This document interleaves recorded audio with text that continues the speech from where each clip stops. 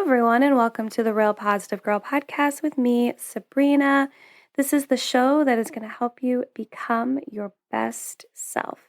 And today we are talking about, are you making your anxiety worse? So I would say I have like middle of the line anxiety problems. I also experience panic attacks, but more often than not, it's just like plain anxiety that, any other sufferer may experience. I know that it's all going to be different just a little bit here and there, but, just in general. And I have found different ways to cope with that that have helped, but there have also been some mistakes I have made along the way because I didn't pay attention to how certain things affected my anxiety. And that was really just on me, but I just didn't really like connect the dots, which I believe that a lot of us do have trouble with this. And, sometimes we think we are doing the best for ourselves, putting in the time, effort, and sometimes money to take care of ourselves and work through our struggles. But that can sometimes backfire. And not because we aren't doing our best to really figure out what's going to be best for us, but because we mistakenly choose the wrong thing or don't really know what would be best for them or best for us rather, and might be settling for something that's like just okay, right? Just enough, not more than you need to fuss over and having that sort of attitude. So I thought it would be helpful to discuss some things we might be doing that aren't benefiting us as much as we'd like, or don't even know it's something we should avoid be doing, or maybe just not do as much. And I have a good handful of examples that I want to go over quickly with you today. So let's jump in and talk about skipping meals. This is something I used to do a ton, and it was for one reason or another. But it didn't really necessarily have anything to do with anxiety. It had to do with like just being busy or feeling anxiety coming on and not eating. A lot of times when when I have a panic attack, I don't eat. It's like the highest level of freak out. But yeah, so for one reason or another, I was skipping meals. And I realized that if I was skipping meals, it would make my anxiety like worse. I would experience irritability, lightheadedness, and some confusion because, my blood sugar was low, obviously, because I wasn't eating when I needed to, especially with me. And I work out every morning and then I would go hours without eating. Hours. And it was just, it came to the point where I was like, okay, this is not good. But yeah, my blood sugar was low, and adding all those things into an anxious moment or a day just drags everything down even more. So if you find that you are skipping meals, this could definitely be affecting your anxiety. Just as bad as skipping meals, not getting enough water in can be an issue as well. I totally feel like death when I don't drink enough water. And not drinking enough water can put your body into stress already with dehydration, or if you even come like close to it. I'm not saying like dehydration where you're actually going to pass out, but that could happen too. I've seen it happen to someone before. But, just not having enough water in your system can definitely put your body into stress, bringing up anxiety symptoms and feelings, which could progress into a whole irregular like anxiety attack. So that should be something that you keep in mind and consider. The people that you spend the majority of your time with have a great effect on you as well. Birds of a feather flock together. And, I feel like most of us have that core group of people that we spend the majority of our time with. And if you haven't really realized it yet, those people are definitely rubbing off on you, whether it's in a positive way or in a negative way, both sides.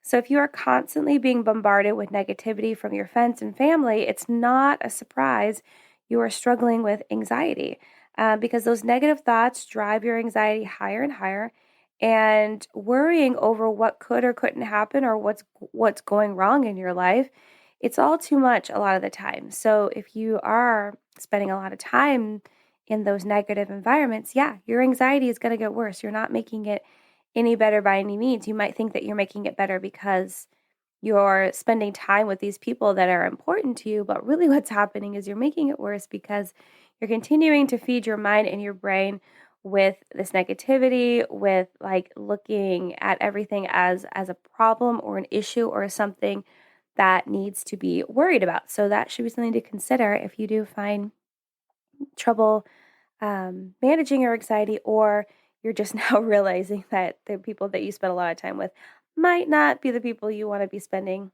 a ton of time with. Or the other option you could do is always try to transition your group of friends into thinking more positively, not by force, but by just trying to lead them in that direction, or changing the subject, or really just, switching it up when you need to so that you're not super stuck in that one negative mind frame as a group.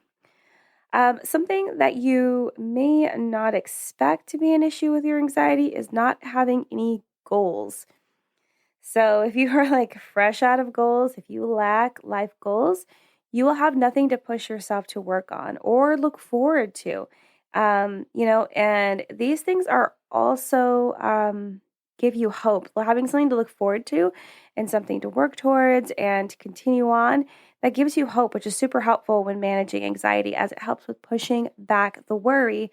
And if you're able to eliminate as much worry from your life as possible, you're definitely going to see a decline in your anxiety, because you don't have anything that you need to futz over, that you need to worry about, that needs to continue to have your brain like run in this like, never ending cycle of freak out. That's how I would describe it in a very, very simple way. So yeah, it's important for you to establish goals in your life. So whether that's like going to school, or, projects at work, or personal projects in your life, or maybe it's like working out to hit like a certain PR for yourself. Maybe you're trying to get a business up and running. Maybe you want to read so many books in a certain amount of time, or whatever it is, like whatever goal that you have. It's important to have one in general. So if you feel like you don't have anything to work towards, you don't have anything to look forward to in your life right now, you might consider coming up with some goals for you to work on. And, I definitely want to mention this because I feel like a lot of people might have this issue with how they're making their anxiety worse, which is, are you ignoring your anxiety? So maybe you're just hoping it's going to go away on its own, but it's not. It's really not. You have to face it head on and figure out what needs to change in your life for you to cope better and understand what is triggering your anxiety. If you don't take the time to actually figure out and understand that these situations drive up your anxiety, or these things are making you worry all the time, or continue to have your mind spin about this, that, and the other, if you don't try to figure that out, it's just going to get worse and worse. And it's going to get to a point where you can't actually manage it like you think you can. It's going to get out of hand, and then you're going to have to seek professional help, which I think everyone should. Even if you don't come to that point, if you realize that you have anxiety and you really just want to have someone that's going to be there by your side to help guide you through it and know how to cope and deal with that struggle, then just get help right away. There's nothing wrong with it. I talk about it all the time. I see my therapist every single week because it's necessary. And even though there's not anything really rough happening in my life, I don't feel like I'm necessarily struggling, but I'm trying to continue to open up and understand more and more about myself, practicing self-awareness, which is something I talk a lot about. Self-awareness is the key to so many things, and understanding why you do things and what your reasons are for doing things, and where your current track of decisions are going to take you, and whether that's the direction you want to go or not. And just knowing yourself, you'll just feel more comfortable in yourself. You have the ability to be more authentic and true to who you are, because you actually will know who you are and how you function. So anyway, but yeah, if you do find yourself ignoring your anxiety because you think it's just going to go away, or it's not a big deal, or it's something to actually like really focus on, you will find yourself in some trouble, my friend. So I encourage you to deal with that. So there are so many more things that could be making your anxiety worse that I haven't mentioned here necessarily. I do want to give you a quick list of a couple others that I will just go through so that you'll have a better idea of maybe some other things to consider. But like I always say, you could always go to your good friend Google and type in like, what is making my anxiety worse? You'll definitely come up with some more ideas if you feel like anything that I have mentioned in this episode has not really fit the bill for you. So, here are a few more that I'm not going to like super elaborate about, but I am going to tell you about. So, let's see. But I want you to know for your own knowledge. So, lack of sleep.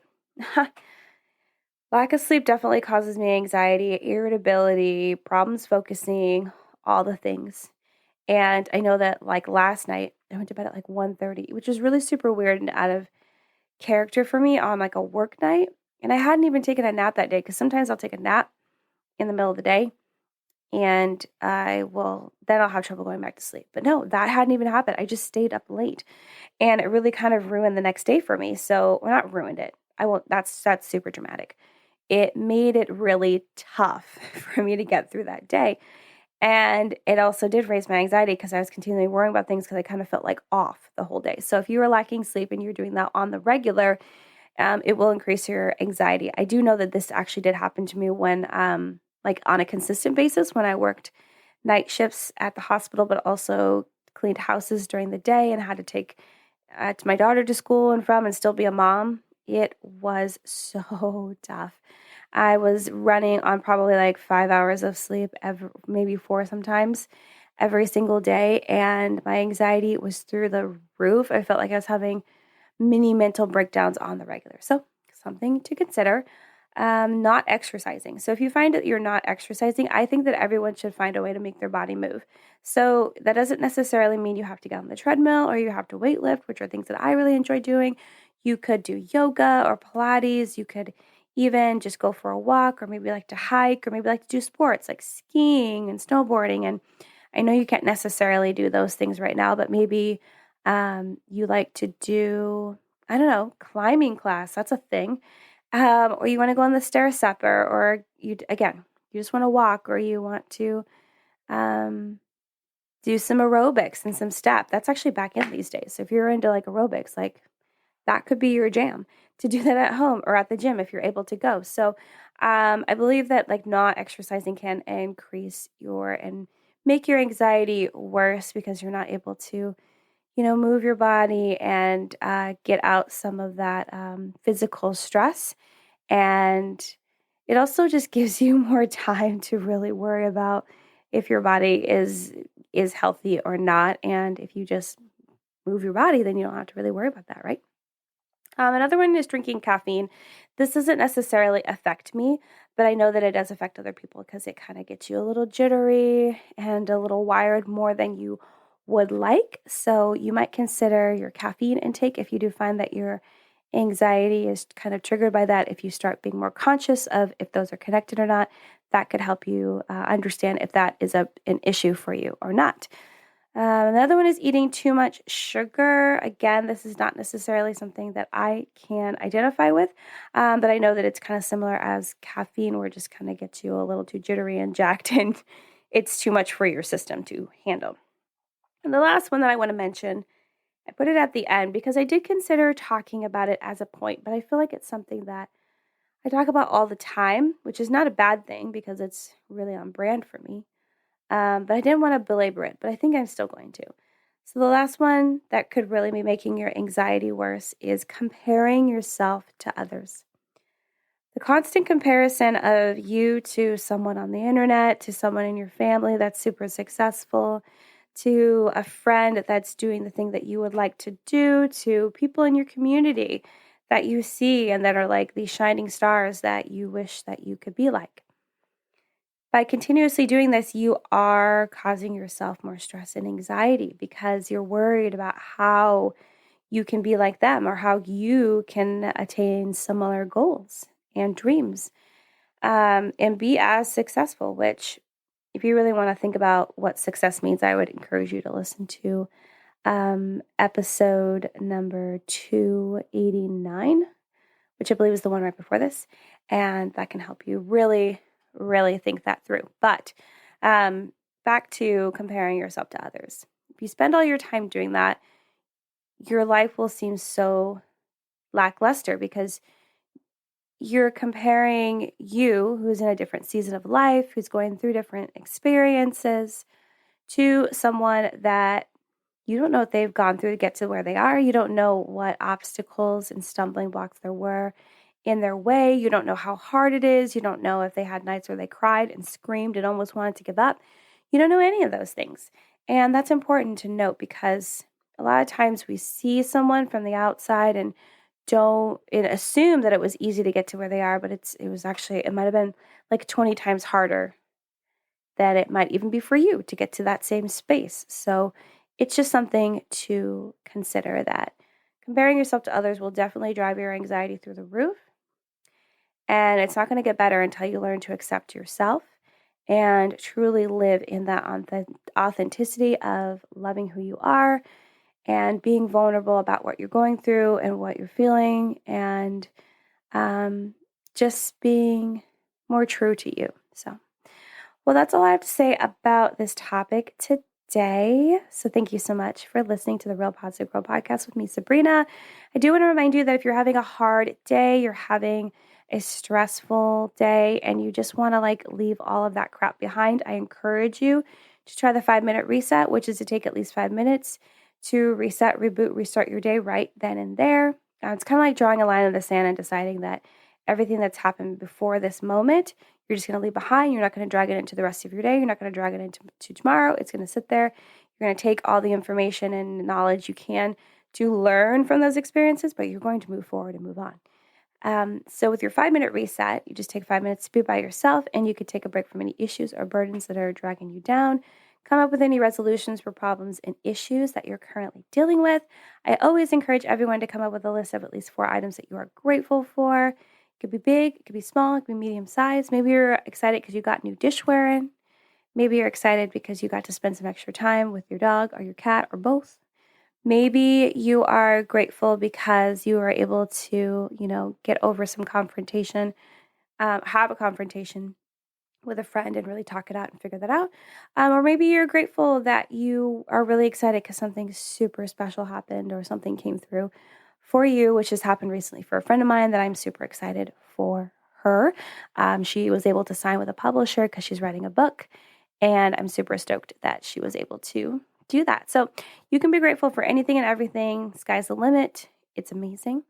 And then last but not least, before you end your 5-minute reset, make sure that you're feeling at least neutral, if not positive, about the rest of your day, because hopefully making your gratitude list and really just reviewing all the positives and the blessings that are happening in your life, despite what negative things you may or may not be going through, that should give you some perspective on where you should be thinking more positively rather than dwelling on the negative, which is not going to help you get through those hard times. So, yeah, that's that on that. Again, thank you for listening, downloading, sharing the show. I encourage you to check the show notes below. Come talk to me on Instagram at Sabrina Joy Perozzo or hit me up on Clubhouse at Sabrina J. Perozzo. And yeah, that's it. I cannot wait to see you guys for the next episode. But until then, have a good one, and I will see you next time. Thanks, guys. Bye.